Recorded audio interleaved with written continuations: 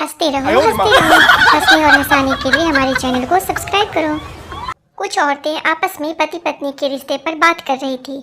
थोड़ी देर बाद सुनकर एक बोली, अरे बहन, पता नहीं कुछ औरतें अपने पति की बुराई कैसे कर लेती है। अब मेरे वाले को देख लो, अकल के नाम का एक पैसा उसके पास नहीं, शकल राम ने दी नहीं, रंग ऐसा जैसे पैदा होते ही भट्टी में डालकर किसी ने भून दिया हो। और कंजूस तो इतना कि कच्छे भी सेकंड हैंड खरीद के पहनता है। खर्राटे इतने मारता है कि दिल करता है सोते ही नाक में मिट्टी का तेल डालकर आग लगा दूं। पर बहन मजाल है जो आज तक मैंने उसकी बुराई की हो। जैसा भी है, मेरा तो देवता है, मैं तो कभी नहीं करती उसकी बुराई। हरियाणा में एक दामाद सर्दियों के दिनों में अपने ससुराल गया। उसकी पत्नी का नाम था दामू और उसकी साली का नाम था बदामू। तो उस गांव में रिवाज ये था कि दामाद अपनी पत्नी से मिलना तो दूर, आमने सामने देख भी नहीं सकता था। तो दामाद ने इशारे में 2 पंक्तियां कही कि उड़ता पंछी बोल रिया से, अब की पाला खूब पड़ेगा, 2 जन मिलके सोते रहियो, नहीं ते एक जरूर मरेगा। सास समझ गई कि दामाद क्या इशारा कर रहा है, तो उसने भी जवाब दिया, दामू संग बदामू सोवेगी और तेरे संग तेरा साला, मैं बुढ़े संग पड़ी रहूंगी के कर लेगा पाला।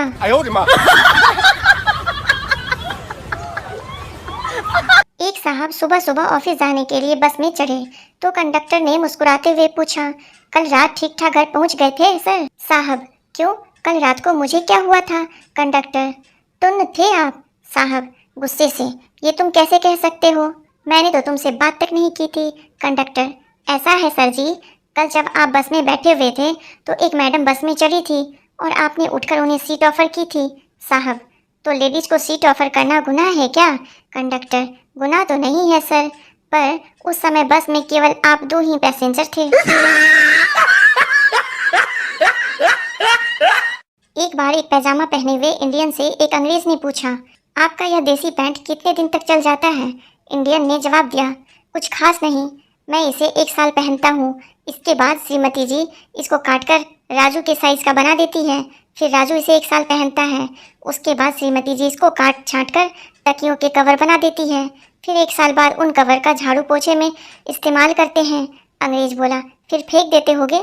इंडियन ने फिर कहा, नहीं नहीं, इसके बाद 6 महीने तक मैं इससे अपने जूते साफ करता हूँ और अगले 6 महीने तक बाइक का साइलेंसर चमकाता हूँ, बाद में उसे हाथ से बनाई जाने वाली गेंद में काम लेते हैं और अंत में कोयले की सिगड़ी यानी चूल्हा सुलगाने के काम में लेते हैं और चूल्हे की राख बर्तन मांजने के काम में लेते हैं। इतना सुनने के बाद अंग्रेज बेहोश होकर गिर गया और उसे होश आने पर एहसास हुआ कि आखिर अंग्रेज भारत छोड़कर जाने पर क्यों मजबूर हुए।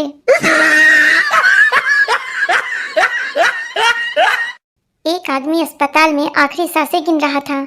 एक नर्स और उसके परिवार वाले उसके बिस्तर के पास खड़े थे। आदमी अपने बड़े बेटे से बोला, बेटा तू मेरे मिलेनियम सिटी वाले 15 बंगले ले ले, बेटी तू सोनीपत सेक्टर 14 के बंगले ले ले।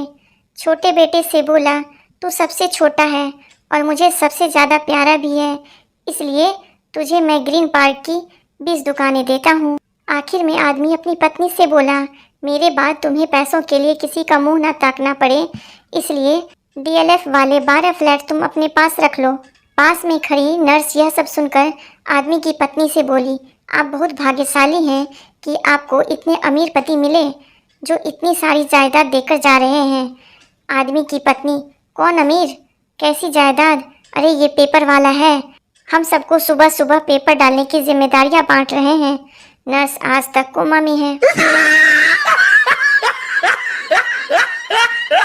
एक औरत अपनी कुछ परेशानियों को लेकर एक बाबा के डेरे में पहुंची। बाबा ने सारी परेशानियों को बड़े गौर से सुना, फिर बोले, बेटी इसका हल निकल जाएगा, सब ठीक हो जाएगा, लेकिन इसके लिए कुछ खर्च आएगा। औरत ने पूछा, कितना खर्च आएगा? बाबा, तुमसे मैं ज़्यादा तो नहीं ले सकता, लेकिन पुराणों के अनुसार हमारे कुल 33 करोड़ देवी देवता हैं, बस सबके नाम के 1-1 पैसा दान कर देना। औरत ने मन ही मन कैलकुलेट किया तो बाबा के हिसाब से कुल खर्च 33 लाख रुपए आता था। औरत भी चालाक थी, उसने कहा, ठीक है बाबा जी, आप बारी बारी से सबका नाम लेते जाइए, मैं 1-1 पैसा रखते जाऊंगी। बाबा डेरे में अभी भी बेहोश है, महिलाओं को कमजोर न समझें, कई तो इनकी वजह से ही बाबा बने हैं।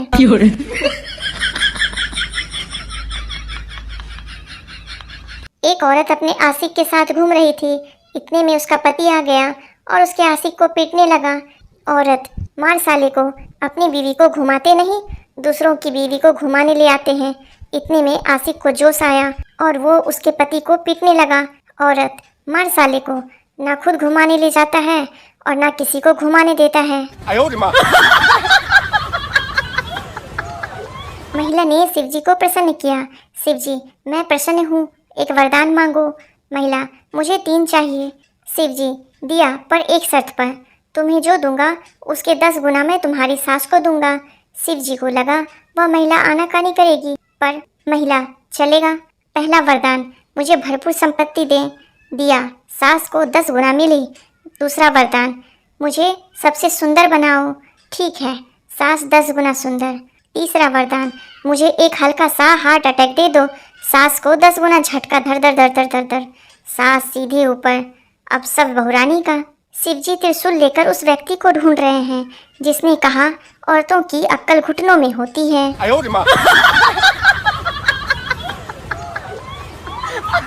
राम कथा चल रही थी। अचानक माइक पर अनाउंसमेंट हुआ, भाई पवन अरोड़ा जी जहाँ कहीं भी हो तुरंत घर पहुँचे। वंदना भाभी उनका घर पर इंतजार कर रही है। राम कथा सुन रहे भाई पवन अरोड़ा तत्काल उठकर खड़े हुए और उठकर घर जाने लगे। तभी महिलाओं में बैठी वंदना भाभी चिल्लाई, अरे बैठो बैठो, राम कथा सुनो। मैंने तो खाली चेक करने के लिए अनाउंसमेंट करवाया था कि राम कथा ही सुनने गए हो या कहीं और। बहू रोई जा रही थी। सास ने पुचकारते हुए पूछा, क्यों बेटी, क्यों रो रही हो? बहू, क्या मैं चुड़ैल जैसी दिखती हूँ? सास, नहीं, बिल्कुल नहीं। बहू, क्या मेरी आंखें में ढकी की तरह है? सास, नहीं तो। बहू, क्या मेरी नाक पकोड़े जैसी है? सास, नहीं। बहू, क्या मैं भैंस जैसी मोटी और काली हूँ? सास, नहीं बेटी, बिल्कुल नहीं। बहू, फिर सारे मोहल्ले के लोग क्यों कहते फिरते हैं कि तू तो अपनी सास जैसी दिखती है? पति का बीवी से झगड़ा हुआ। बीवी मायके चली गई यह कहकर अब वापस कभी नहीं आएगी। 2 दिन बाद पति ने फ़ोन करके कहा, जानू, मुझसे गलती हो गई, मुझे माफ़ कर दो और घर लौटाओ। नहीं, तुमने मेरा दिल तोड़ दिया, मैं नहीं आऊँगी। अरे, दिल वापस जोड़ लो, आ जाओ। बीवी ने पूछा, तुम्हारे करीब में कोई गिलास है? पति ने कहा, हाँ है। बीवी, उसे जोर से ज़मीन पर पटको। भाई ने वैसे ही किया, गिलास को जोर से ज़मीन पर दे मारा। बीवी बोली, अब उस टूटे हुए गिलास के हजारों टुकड़ों को तुम दोबारा जोड़ सकते हो? पति ने जवाब दिया, नहीं, गिलास टूटा ही नहीं है, स्टील का है। बीवी, बड़े कमीने हो, शाम को आ जाओ लेने। लड़का जिस लड़की को पसंद करता था उससे कहने लगा कि मुझे कोई ऐसा तोहफा दे दो जिससे मैं अपने पास संभाल कर रख सकूं। लड़की ने अपने जूते का तला उतार कर दे दिया। लड़का वह तला लेकर सुनार के पास गया और उससे कहा कि चांदी का फ्रेम बनवाकर इस तले को इसमें जड़ दो। सुनार ने कहा, कल आकर ले जाना। अगले रोज लड़का तला लेने गया तो सुनार ने लड़के से पूछा कि यह जूता किस पीर बाबा का है? लड़के ने कहा कि यह किसी पीर साहब का नहीं बल्कि मेरी महबूबा का है। सुनार ने कहा, उठ खबीस की औलाद, कल से मेरा सारा खानदान जूती चूम चूम के पागल हो गया है। संता, हेलो, आप फ्लिपकार्ट से बोल रहे हैं? Flipkart, yes sir. संता, आज मेरी पत्नी की डिलीवरी हुई है और उसने एक लड़के को जन्म दिया है। फ्लिपकार्ट, खुशी की बात है, पर इसमें हम आपकी क्या सेवा कर सकते हैं? संता, कुछ नहीं, मैं आपको अपना अकाउंट नंबर देता हूँ, आप उसमें रुपये जमा करवा दीजिए। फ्लिपकार्ट, हेलो सर, कैसा कैश? संता, अरे आपकी कंपनी ने इतने बड़े बड़े विज्ञापन बोर्ड लगाए हैं ना, कैश ऑन डिलीवरी। फ्लिपकार्ट कर्मचारी बेहोश। एक जाट अपनी ससुराल में 25 रोटी खा चुका था तो सास ने परेशान होकर कहा, जवाई, खाने के बीच बीच में पानी भी पीना चाहिए। जवाई, बीच में तो पीता हूँ। सास, मन ने तो देखा ना पीते। जवाई बोलिया, बस देखती जा, अभी बीच तो आने दे पहले।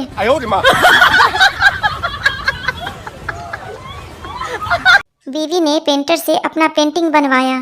फिर कुछ सोचकर पेंटर को कहा कि गले में नौलखा हार भी बना दो।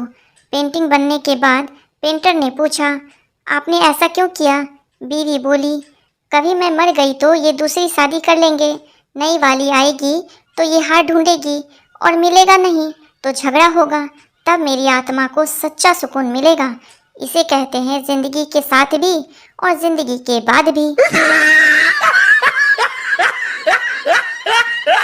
रोज रोज पत्नी की झिकझिक से परेशान चंदू अपना सामान बांधते हुए पत्नी से बोला, अब तो मैं तेरे साथ एक पल भी नहीं रहूँगा। घर छोड़कर चंदू रेलवे स्टेशन गया। वह ट्रेन में चढ़ने लगा, तभी आकाशवाणी हुई, इसमें मत चढ़, ये पटरी से उतर जाएगी। चंदू एयरपोर्ट गया। वह प्लेन में चढ़ने लगा कि आवाज़ आई, इसमें मत चढ़, यह क्रैश हो जाएगा। चंदू ने बस में जाने का सोचा। बस में चढ़ने से पहले फिर आवाज़ आई, इसमें मत चढ़, यह खाई में गिर जाएगी। चंदू गुस्से से बोला, कौन है यार? आवाज़ आई, मैं भगवान हूँ।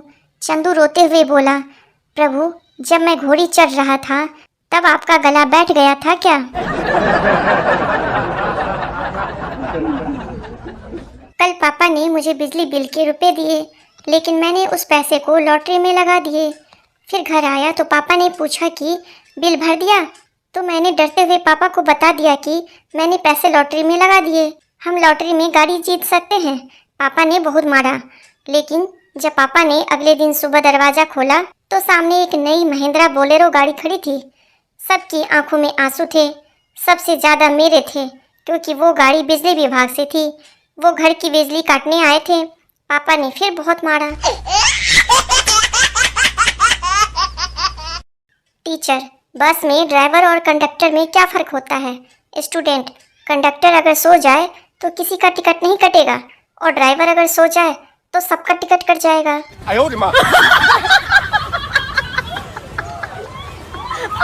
टीचर, 1869 में क्या हुआ? सुरभि, गांधी जी का जन्म। टीचर, बिल्कुल सही, बैठो नीचे। टीचर, गौरव तू बोल, 1872 में क्या हुआ? गौरव, गांधी जी 3 साल के हो गए, मैं भी बैठूं क्या? पति ने पत्नी को वश में करने के लिए एक तावीज लिया। 1 महीने बाद पति, बाबा, पत्नी पर तो कोई असर नहीं हुआ, पर पड़ोसन वश में आ गई। बाबा, चलो इफेक्ट ना सही, साइड इफेक्ट तो हुआ।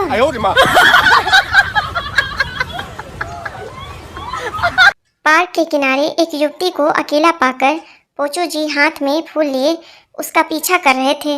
युवती, तुम्हें पता है पीछे मेरी माँ आ रही है। पोचू जी, अरे हम तो खानदानी आशिक हैं, तुम्हारी माँ के पीछे मेरे पिताश्री आ रहे हैं। 2 छात्र रात में पढ़ते हुए। पहला, कितने बजे हैं यार? दूसरा छात्र उठा और एक पत्थर सामने वाले गर्ल्स हॉस्टल में दे मारा। उधर से एक लड़की बाहर आई और बोली, कमीनों, अब तो सो जाओ, रात के 2 बज रहे हैं।